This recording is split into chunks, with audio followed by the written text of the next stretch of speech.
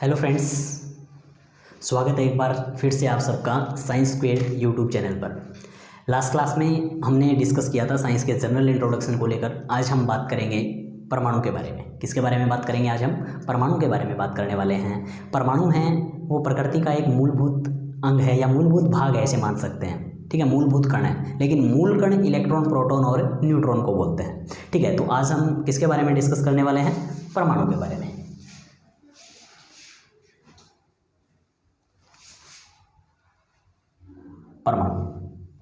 परमाणु यानी एटम। देखो, परमाणु शब्द है, इसका शाब्दिक अर्थ होता है अविभाज्य कण। क्या होता है? अविभाज्य कण, यानी जिसे तोड़ा न जा सके। इसी प्रकार से ये जो एटम शब्द है, इसकी उत्पत्ति भी लैटिन भाषा के एटोमियो शब्द से हुई है। लैटिन भाषा के एटोमियो वर्ड से हुई है, जिसका अर्थ होता है नॉन ब्रेकेबल, यानी जिसे तोड़ा न जा सके। ठीक है, तो देखो, परमाणु शब्द है, परमाणु शब्द है, इसका अर्थ क्या होता है? अविभाज्य कण। क्या होता है? अविभाज्य कण। ओके, अब देखो आगे की अगर मैं बात करूं तो इसे इंग्लिश में क्या बोलते हैं? हम एटम बोलते हैं। इंग्लिश में क्या बोलते हैं? एटम। और एटम वर्ड है वो किससे बना है? लैटिन भाषा से बना है। एटम वर्ड है वो किससे बना है? लैटिन भाषा से बना है। और लैटिन भाषा का एक वर्ड है एटोमियो, जिसका अर्थ क्या होता है? अविभाज्य या नॉन ब्रेकेबल बोल सकते हैं। अविभाज्य कण या नॉन ब्रेकेबल पार्टिकल। ओके, अब देखो आगे, तो यहाँ से साइंस की अपने परमाणु की एक डेफिनेशन बना दी गई कि परमाणु क्या है? पदार्थ का वह सूक्ष्मतम भाग होता है जिसे और आगे टुकड़ों में तोड़ा नहीं जा सकता। लेकिन ये अपने आप में गलत है। क्यों? क्योंकि परमाणु के अंदर क्या होते हैं? इलेक्ट्रॉन्स होते हैं, प्रोटॉन्स होते हैं, न्यूट्रॉन्स होते हैं। तो परमाणु का क्लासिफिकेशन तो हो गया, परमाणु टूट गया, तो इसका मतलब ये डेफिनेशन तो सही नहीं है। इसलिए परमाणु की सही डेफिनेशन क्या है, उसके बारे में मैं अगर आपको बताऊँ तो थोड़ा ध्यान से सुनिए। परमाणु पदार्थ का वह सूक्ष्मतम भाग होता है, या परमाणु पदार्थ का वह अविभाज्य सूक्ष्मतम भाग होता है जो रासायनिक अभिक्रिया में भाग लेता है। समझ गए? रासायनिक अभिक्रिया में हमेशा कौन भाग लेता है? परमाणु भाग लेते हैं। कौन भाग लेते हैं? परमाणु। अणु कभी भी रासायनिक अभिक्रिया में भाग नहीं लेते। रासायनिक अभिक्रिया में भाग कौन लेगा? परमाणु लेगा। यहाँ पर एक आपको बेहद शानदार बात मैं आपको बताने वाला हूँ। क्या? कि परमाणु है, उसका प्रकृति में स्वतंत्र अस्तित्व संभव नहीं है। यानी यहाँ से बहुत बार ऐसे प्रश्न पूछा गया है कि निम्न में से किसका प्रकृति में स्वतंत्र अस्तित्व है और किसका नहीं है। तो आपको ध्यान में रखना है, परमाणु का प्रकृति में स्वतंत्र अस्तित्व नहीं है। ठीक है, और अगर आपसे एक बार के लिए पूछ लिया जाए कि पदार्थ का सबसे छोटा भाग क्या है, तो परमाणु ही कहना है, इसमें नो डाउट। लेकिन आपसे ये पूछ ले कि पदार्थ का वह सूक्ष्मतम भाग बताइए जिसका प्रकृति में स्वतंत्र अस्तित्व संभव हो सके, तो वो क्या होगा? अणु होगा। वो क्या होगा? अणु। परमाणु का प्रकृति में स्वतंत्र अस्तित्व नहीं होता, जबकि अणु का प्रकृति में स्वतंत्र अस्तित्व होता है। लिख रहा हूं मैं, परमाणु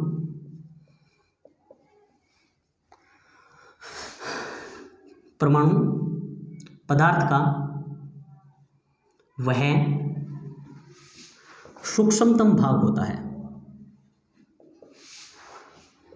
पदार्थ का वह सूक्ष्मतम भाग होता है जिसका जो रासायनिक अभिक्रिया में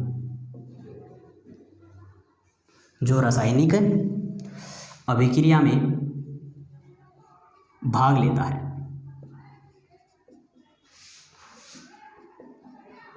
जो रासायनिक अभिक्रिया में भाग लेता है। किसमें भाग लेता है? केमिकल रिएक्शन में भाग लेता है, रासायनिक अभिक्रिया में भाग लेता है। लेकिन इसके बारे में बात क्या याद रखनी थी?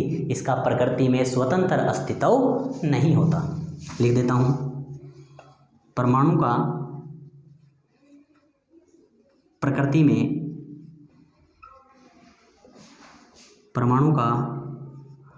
प्रकृति में स्वतंत्र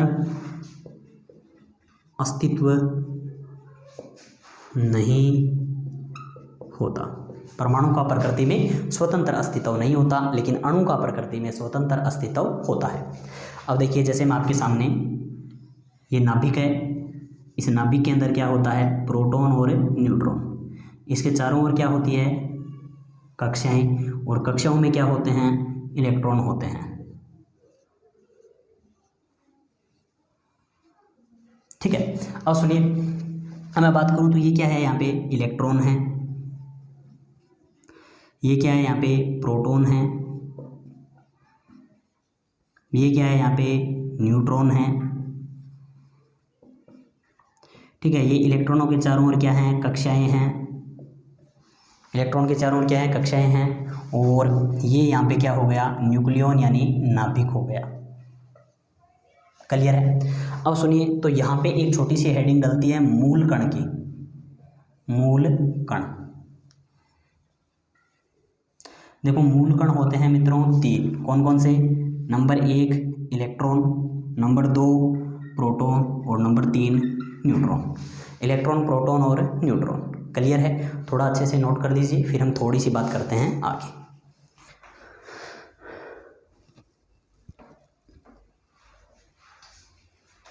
कर दिया हुआ। अब देखो, अब आपको यहाँ से एक बेहद शानदार प्रश्न बताने वाला हूँ, सुनिए। अक्सर पूछा जाता है कि इलेक्ट्रॉन की खोज किसने की, प्रोटॉन की खोज किसने की, परमाणु की खोज किसने की, न्यूट्रॉन की खोज किसने की, नाभिक की खोज किसने की, आदि आदि पूछते हैं ना। तो खोजकर्ताओं के बारे में एक छोटी सी ट्रिक है, वो बता देता हूँ। क्या है, थाई, गोपी, चलो यहाँ से शुरू करते हैं, डोप, थाई,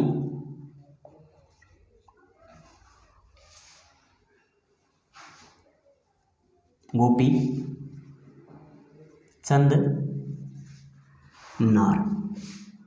डोप, थाई, गोपी, चंद, नार। क्लियर है। और सुनो, डो से क्या होगा, डोल्टन होगा, सुना होगा। डोल्टन के बारे में अच्छी बात बता देता हूँ, वो भी मेरी तरह साइंस का ही एक अध्यापक था।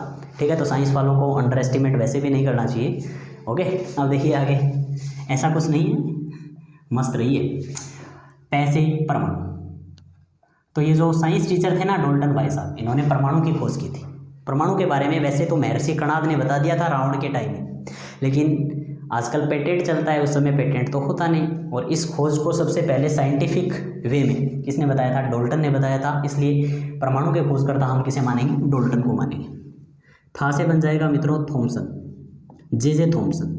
थॉमसन है वो इलेक्ट्रॉन के खोज करता है। थॉमसन है वो किसके खोज करता है, इलेक्ट्रॉन के खोज करता है। इलेक्ट्रॉन के खोज करता कौन है, थॉमसन। और सुनिए आगे, गो से बनेगा गोल्डस्टीन। ठीक है, गो से क्या बनेगा, गोल्डस्टीन। यहाँ पे ध्यान देना, बहुत से कंपटीशन एग्जामों में प्रोटॉन का खोजकर्ता रदरफोर्ड को बता रखा है, जो गलत है। प्रोटॉन का खोजकर्ता किसे बता रखा है, रदरफोर्ड को। आपको ध्यान में रखना है, प्रोटॉन के खोजकर्ता कौन है, गोल्डस्टीन है। कौन है, गोल्डस्टीन है। क्लियर है। अब यहाँ से याद रखिए आगे, चे से बन जाएगा जेम्स चैडविक। क्या बन जाएगा, जेम्स चैडविक। और जो जेम्स चैडविक भाई साहब है, ये न्यूट्रॉन के खोज करता है। इसके खोज करता है, ये न्यूट्रॉन के खोज करता है। ठीक है, अब यहाँ पे हमने रदरफोर्ड का जिक्र किया था, वो रदरफोर्ड आएगा यहाँ पे। ठीक है, नाभिक की खोज किसने की थी, रदरफोर्ड ने की थी। नाभिक, न्यूक्लियॉन। ओके, नाभिक की खोज किसने की थी, रदरफोर्ड ने। अगर आपने थोड़ा बहुत ध्यान दिया हो 10th क्लास में, तो आपको, या 9th क्लास में, आपने 9वीं 10वीं क्लास में ध्यान दिया होगा, सोने की पन्नी पर या सोने की प्लेट पर अल्फा कणों की बमबारी करके नाभिक की खोज किसने की थी, रदरफोर्ड ने की थी। तो ये छोटी सी ट्रिक है, इसके माध्यम से आप इसे याद रख सकते हो। ओके जी, आज के लिए इतना ही। थैंक यू, मिलते हैं आपसे एक ब्रेक के बाद।